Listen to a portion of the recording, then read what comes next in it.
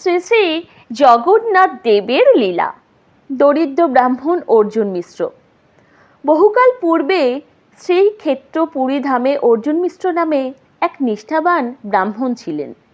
তিনি ছিলেন ভগবান জগন্নাথের পরম ভক্ত এবং পণ্ডিত ব্যক্তি, কিন্তু তিনি ছিলেন অতি দরিদ্র। সে যুগে মুদ্রণযন্ত্র ছিল না, তাই শ্রীমদ্ ভাগবত গীতা প্রভৃতি গ্রন্থ অনুলিপি করতে হতো, হাতে লিখে লিখে। অর্জুন মিশ্রও তাই করতেন। তিনি অত্যন্ত নিষ্ঠাবান গীতা পাঠক ছিলেন বলে লোকে তাকে গীতা পাণ্ডা বলে ডাকত।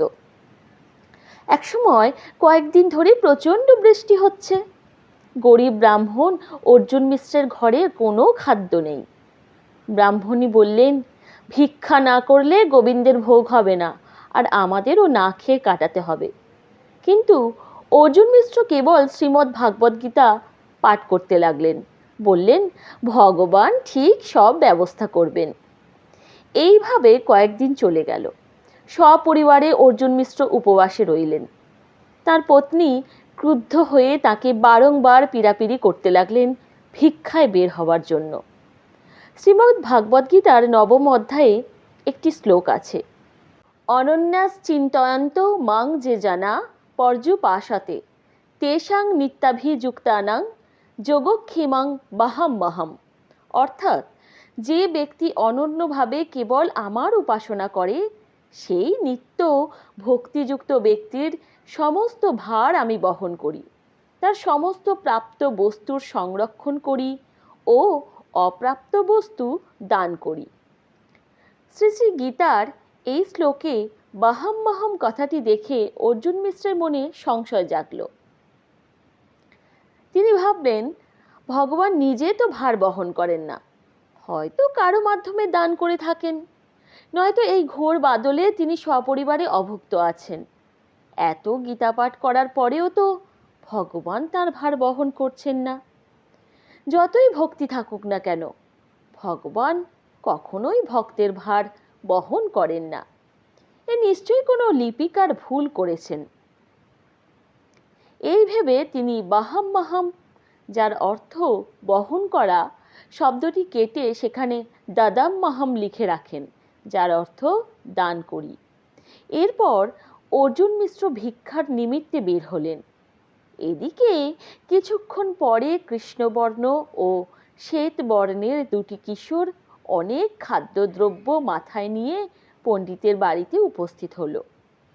তারা ব্রাহ্মণীকে বললেন, আমরা রাজার বাড়ি থেকে এসেছি, অর্জুন মিশ্র এইসব পাঠিয়েছেন। তাদের আনা জিনিসপত্রে ঘর ভরে গেল। হঠাৎ মিশ্রের পত্নী লক্ষ্য করলেন, ছেলে দুটির পিঠ কেটে রক্ত পড়ছে। কারণ জিজ্ঞাসা করলে শ্যামবর্ণ কিশোরটি বললেন, আমরা ভার বইতে পারি না, তাই অর্জুন মিশ্র আমাদের প্রহার করেছেন।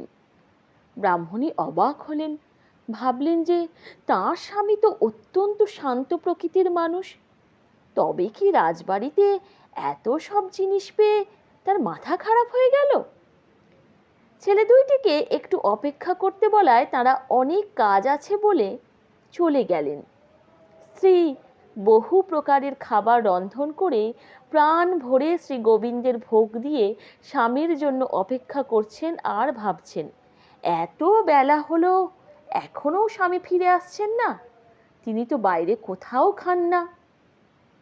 এদিকে অর্জুন মিশ্র ভিক্ষায় বাহির হয়ে অনেক ঘুরেও কিছুই পেলেন না। ক্লান্ত হয়ে এক বৃক্ষতলে বিশ্রাম নিতে বসে একটু পরে ঘুমিয়ে পড়লেন। ঘুম ভেঙে দেখেন দুপুর প্রায় শেষ। ভিক্ষা কিছু না পেয়ে বিষণ্ণ মনে ঘরে ফিরলেন। তার স্ত্রী তখন দেরি হবার কারণ জানতে চেয়ে বললেন, কখন সব রান্না করে গোবিন্দের ভোগ দিয়া বসে আছি। অর্জুন মিশ্র অবাক হয়ে জিজ্ঞাসা করলেন, ঘরে কিছু ছিল না, কি দিয়ে ভোগ দিলে? স্ত্রী বললেন, কেন, তুমি রাজবাড়ি হতে কত জিনিস পাঠিয়েছ, দেখো ঘর ভর্তি হয়ে গেছে। দুইটি খুব সুন্দর ছেলে, একটি কালো একটি ফর্সা, সব জিনিস বহন করে এনেছে। কত না কষ্ট হয়েছে তাদের, তারপর দেখি তাদের পিঠ কেটে রক্ত ঝরছে। জিজ্ঞেস করায় তারা বলল, তারা ভার বহন করতে পারেনি বলে তুমি তাদের মেরেছ। অর্জুন মিশ্র তখন বললেন, আমি রাজবাড়ি মোটেই যাইনি এবং কোনো ভিক্ষাও আজ পাইনি। এ নিশ্চয়ই ভগবান কৃষ্ণ বলরাম নিজেরা সব জিনিস বহন করে এনেছেন, আর তুমি দেখেও চিনতে পারো নাই। আর তাদের পিঠ কেটে যে রক্ত পড়তে দেখেছ, কারণ আমি গীতার বাহাম্মাহম কেটে দাদাম্মাহম লিখেছি। গীতা তো তার হৃদয় স্বরূপ, সেখানে আঘাত করেছি আমি। কি অসীম করুণা তাঁর! ভেবে স্বামী স্ত্রী আকুল কেঁদে আকুল হলেন। অর্জুন মিশ্র তখনই গিয়ে গ্রন্থের দাদাম্মাহম কেটে 3 বার লিখলেন, বাহাম্মাহম বাহাম্মাহম বাহাম্মাহম। ভগবান নিজে ভক্তের ভার যে বহন করেন। নীলাচলে নীলমাধব প্রভু জগন্নাথ, ভক্তজনে কৃপা করো, দাও গো আশীর্বাদ। জয় জগন্নাথ।